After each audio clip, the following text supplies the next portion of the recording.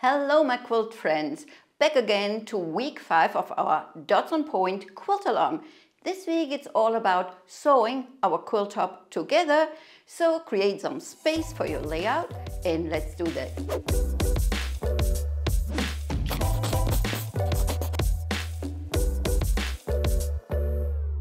Last week we already prepared our dot units by sewing on the circles onto the background. And I will spread out all these units on my design wall for my sundowner quilt here. Also, I will fill in the gaps with the background squares and the edges and corners with triangles. So let's do that. I will be back in a minute.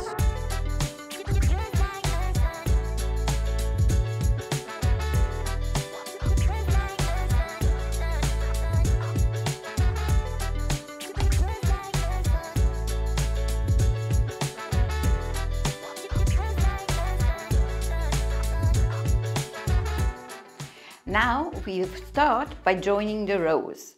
So we work in diagonal rows and each row has square pieces and starts and ends each with a triangle. So for example, we start with this row and go forward with the next one, and then we go forward with the third one.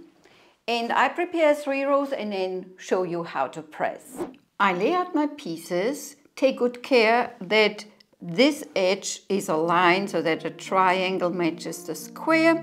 Place them right size onto each other and start sewing.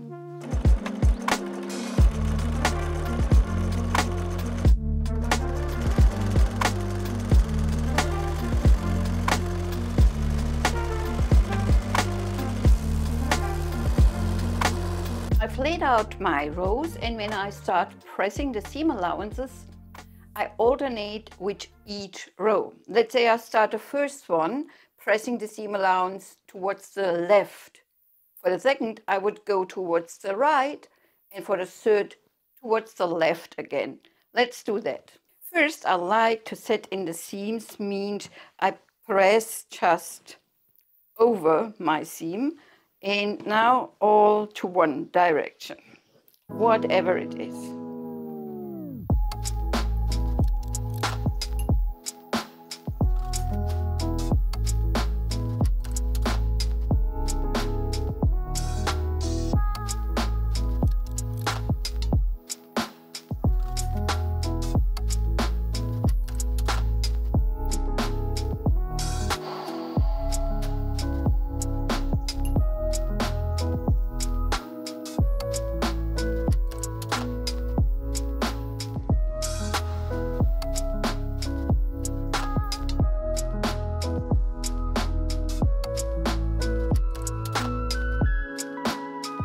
When the seam allowance alternates direction and I now join the rows, they nest perfectly.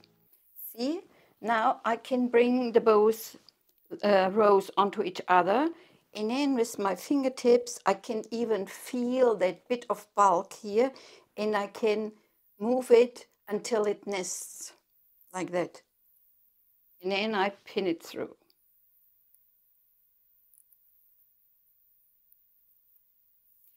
These little dog ears will be trimmed later, so it's okay to have them sticking off a bit. When I press my joining seams, I have basically 2 options. I can press all towards the same direction. The disadvantage, however, is that your bulk is not evenly distributed. So I do that with my first row here because I have not much bulk here.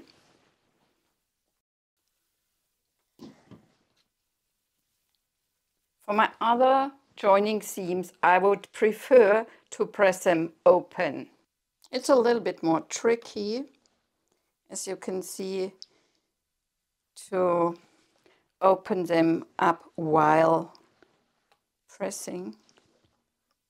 But then your seam lies neat and flat.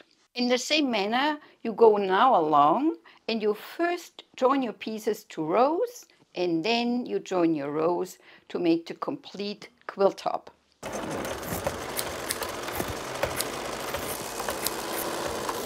And here it is, my assembled quilt top in all its glory. It just needs that finishing touches.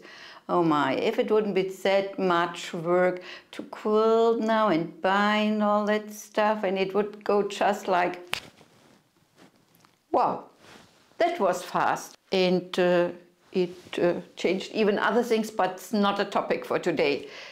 It was that fast because Rachel Hauser of Stitching Color, my favorite long-arm quilter, did that for me. All I had to do was to send her the quilt top, the back side, and then discuss the quilting motif together with her. And then I could sit back in my chair and wait until the package arrives.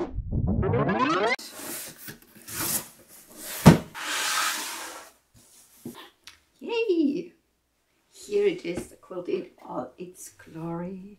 So I agreed with Rachel to use a bubble quilting, and she made the large circles the same size as the dots are. So it fits very well to this idea of the dots.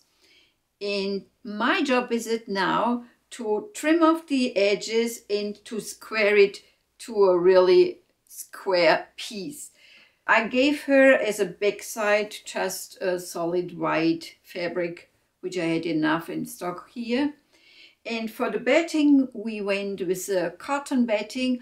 Also, a polyester batting would make the quilt even a little bit more fluffy, so this would be also a very good option. Then, when I now trim off the quilt, you see we have on point blocks. And here is the tip of the block.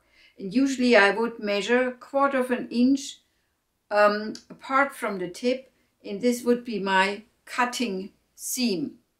But since all the tips are the same color, it's quite just a background. I don't care about those tips. So I just go with a very straight cut all along. It makes it much easier. As for the thread color, Rachel used a white thread, which blends very well into the background, so you don't see the stitches on the background fabric. On the darker colors like dark blue and orange, you can see them, but still the stitches are so tight that they blend in to the 3D effect.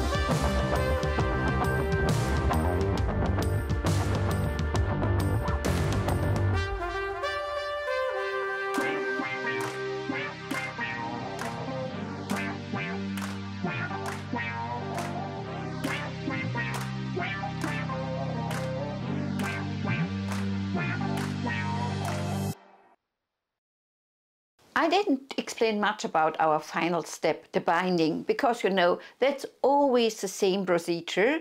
We have already a very detailed YouTube video on that, where we explain 3 different methods, how you can put on your binding. I did the hand stitching method.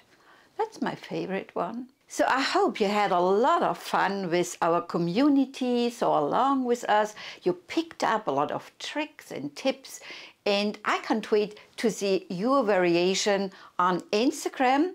Post it there with the hashtag #DotsOnPointQuiltAlong to have a chance to win a prize. This week we have our sponsor Rachel Hauser, and you can win a €50 voucher for her service. And also give us your feedback, what you liked, what we could even do better. And we will have more quilt alongs, so stay tuned for the next things to come. See you then again.